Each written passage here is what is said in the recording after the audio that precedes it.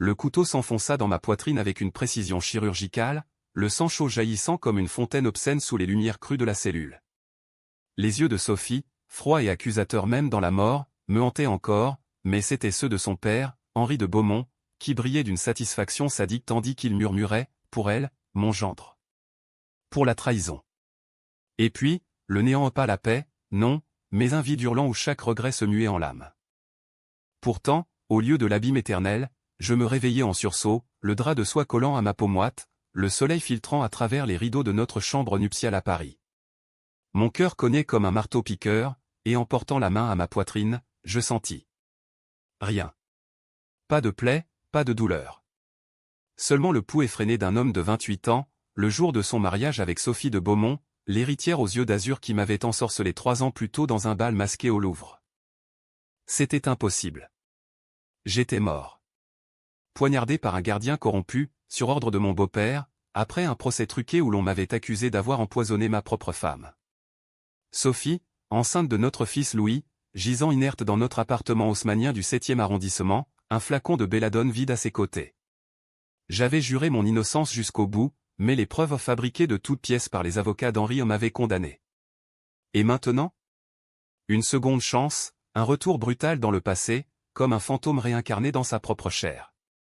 La vengeance coulait déjà dans mes veines, plus vive que le sang que j'avais perdu.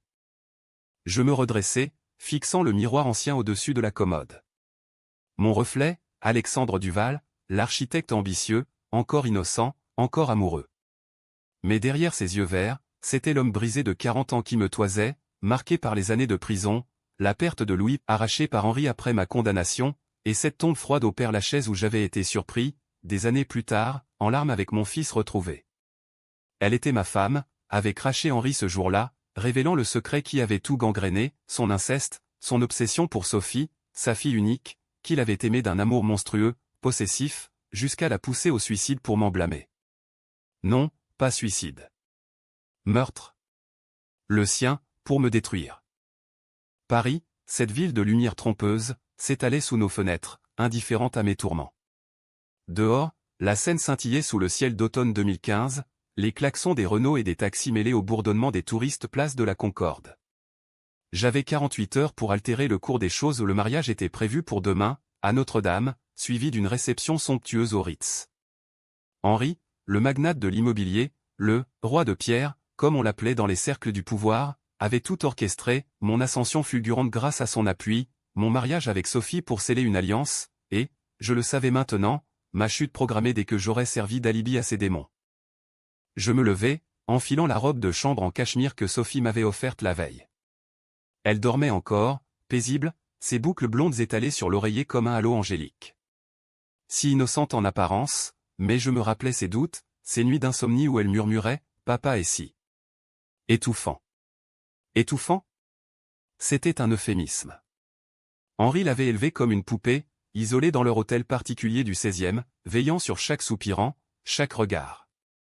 Moi, l'artiste fauché repéré lors d'une expo au centre Pompidou, j'avais été le choix, acceptable, un moyen de la garder sous son emprise, en me liant à elle par des contrats voilés, des dettes invisibles. Mais aujourd'hui, je n'étais plus cet homme.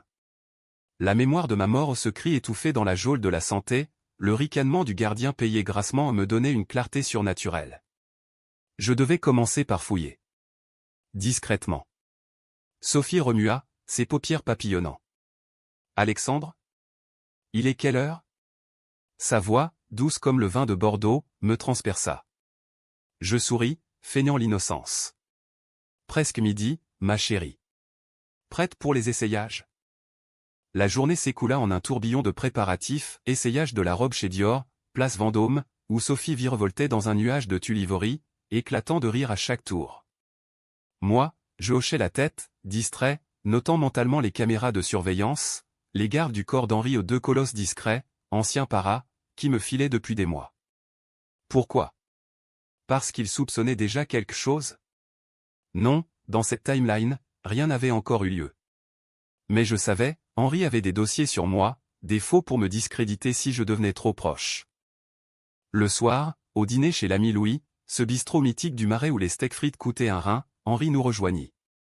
Impeccable dans son costume sur mesure d'Arnie, ses cheveux poivre et sel coiffés à la perfection, il embrassa Sophie sur les 2 joues, trop longtemps, ses mains s'attardant sur ses épaules. Ma princesse, tu es radieuse. Puis, à moi, un regard calculateur, Alexandre, mon fils. Tout est en ordre pour demain? Les plans du nouveau projet immobilier à la Défense avancent. Son empire, Beaumont Immobilier, dominait le skyline parisien, il m'avait promis un partenariat, mais je savais maintenant que c'était un piège pour m'endetter, me lier. Je hochai la tête, avalant une gorgée de Châteauneuf-du-Pape. Parfaitement, Henri. Les rendus 3D sont prêts. Sous la table, ma main serra celle de Sophie, mais mon esprit bouillonnait. Ce soir-là, après avoir accompagné Sophie à l'hôtel, je pris un taxi pour le 16e. L'hôtel particulier des Beaumont, un hôtel de la belle époque restauré à grands frais, gardé comme une forteresse. J'avais la clé 1, cadeau, d'Henri pour les urgences familiales. Les gardes étaient briefés, je passais pour un membre de la famille. À minuit, j'entrai par la porte de service, le cœur battant. Les couloirs lambrissés sentaient la cire d'abeille et les secrets pourris. Direction le bureau d'Henri, au 1er étage. La serrure céda sous mon passe-partout improvisé, une astuce apprise en prison, ironie du sort. Les tiroirs étaient verrouillés, mais je forçai le plus bas, révélant un classeur marqué « Privé OS ». Sophie.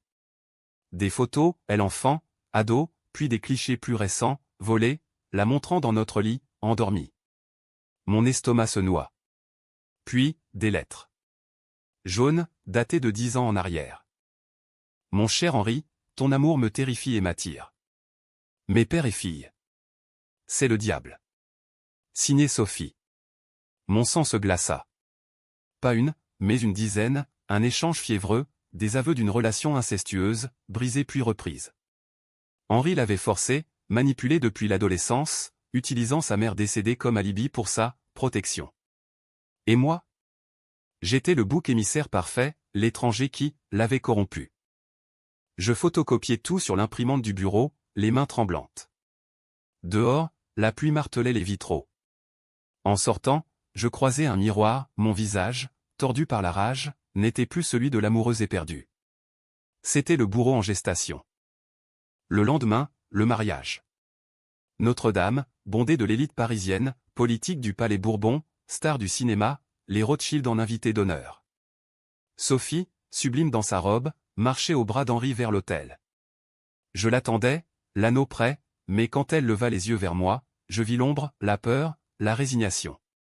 Les vœux furent prononcés, le prêtre bénit notre union sous les vitraux chatoyants. Je vous déclare mari et femme. Applaudissements, flash des photographes du Figaro. La réception au Ritz fut un cirque, champagne d'hommes Pérignon coulant à flots, orchestre jouant du Debussy, danse sous les lustres baccarat. Henri tosta, à l'amour pur, qui transcende tout. Ses yeux sur Sophie étaient ceux d'un prédateur. Je dansais avec elle, la serrant fort. Tu es heureuse, murmura-t-elle. Plus que jamais, mentis-je, sentant les copies des lettres brûlées dans ma poche intérieure. La nuit de noces, dans notre suite, fut passionnée, presque désespérée. Sophie s'abandonna, ignorant le poison qui rongeait notre idylle. Moi, je la tenais, jurant intérieurement, Henri paiera. Pour chaque larme, chaque mensonge. Mais comment? Une dénonciation? Trop propre, trop français. Non, il méritait le chaos, la ruine lente, comme il m'avait ruiné. Les semaines suivantes furent un jeu d'échecs mortel. Je repris mon travail chez Beaumont Immobilier, feignant l'enthousiasme pour le projet La Défense, une tour de verre et d'acier, symbole de l'ambition d'Henri. Mais je sabotais subtilement des calculs erronés dans les blueprints, des fournisseurs douteux recommandés. Rien de flagrant, juste des fissures dans la fondation. Sophie, enceinte déjà où Louis se formait en elle, rayonnait. Nous emménageâmes dans l'appartement du 7e, un bijou haussmannien avec vue sur les Invalides. Les soirées étaient idylliques, dîner au café de Flore, promenade le long de la Seine, ses rires chassant momentanément les fantômes. Mais la nuit, seul, je lisais les lettres, complotant. Henri m'invitait souvent, pour discuter affaires. Lors d'un de ces dîners, au Georges V, il glissa, prends soin d'elle, Alexandre. Elle est fragile. Sous-entendu, elle est à moi. Mon premier coup, un avocat véreux, contacté via un ancien collègue de prison dans cette vie, un simple ami d'enfance. Je lui confiai les copies anonymement, avec instruction, enquêter sur les finances d'Henri. Des paradis fiscaux au Caïman, des pots de vin à la mairie de Paris. Bientôt, des articles fuitèrent dans Le Monde, scandale chez Beaumont, évasion fiscale massive. Henri paniqua, me convoquant. Dans son bureau, face à la maquette de la tour, il aboya, c'est toi. Je feignis l'innocence, moi? Pourquoi ferais-je ça? Mais ses yeux s'étrécirent. La paranoïa s'installait. Puis, le coup suivant, plus personnel. Je hackais son agenda à un logiciel basique, appris en autodidacte. Rendez-vous secret avec un psy, des notes sur « impulses incontrôlables envers S ». Je les envoyais à un journaliste de Libération, anonyme. Titre, Le magnate et ses démons, Beaumont sous les feux de la psychanalyse. Sophie, sentant la tension, me questionna. Qu'est-ce qui ne va pas, chérie? Tu es distant. Je l'embrassai, la couvrant de baisers. Rien, juste le stress du boulot. Mais intérieurement, la décision controversée se formait, la confronter sur les lettres? Non, ça la briserait. Mieux, l'éloigner, la protéger, et laisser Henri imploser. Hiver 2015.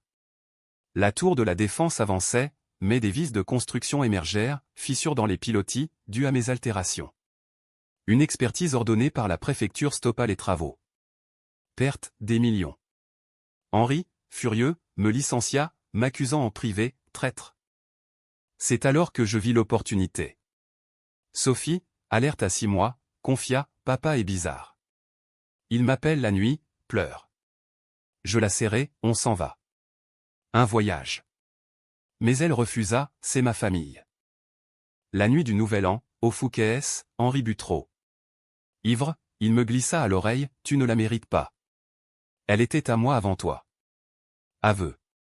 Je sortis mon téléphone, enregistrant discrètement. Preuve. Le twist se profila au printemps 2016. Sophie accoucha de Louis aux maternités Port-Royal, un garçon hurlant, aux yeux bleus comme les siens. Henri, présent, le tint comme un trophée. Mais en le voyant, un doute me frappa, ses traits. Trop similaires à ceux d'Henri jeune, sur les photos. Test ADN, commandé en secret via un labo discret à Nanterre. Résultat, 99,9% de paternité. Louis n'était pas le mien. Le fruit de l'inceste, conçu avant notre mariage, caché par Sophie par peur. La rage me consuma. Sophie, en larmes quand je la confrontai, il m'a forcé, Alexandre. Je t'aime, c'était pour nous protéger. Je la pardonnais au comment ne pas? Mais Henri. Il mourait pour ça. Le plan final, ruine totale. Avec l'enregistrement, les lettres, les preuves financières, je contactai la brigade financière. Raid au siège Beaumont. Henri arrêté pour fraude, suspicion d'abus sur mineurs. Médias en folie, inceste au sommet, le scandale Beaumont ébranle Paris. Il me confronta une dernière fois, dans sa cellule provisoire à la santé ou ironie. Tu es le diable, Duval. Je souris, non, juste l'homme que tu as tué. 2 fois.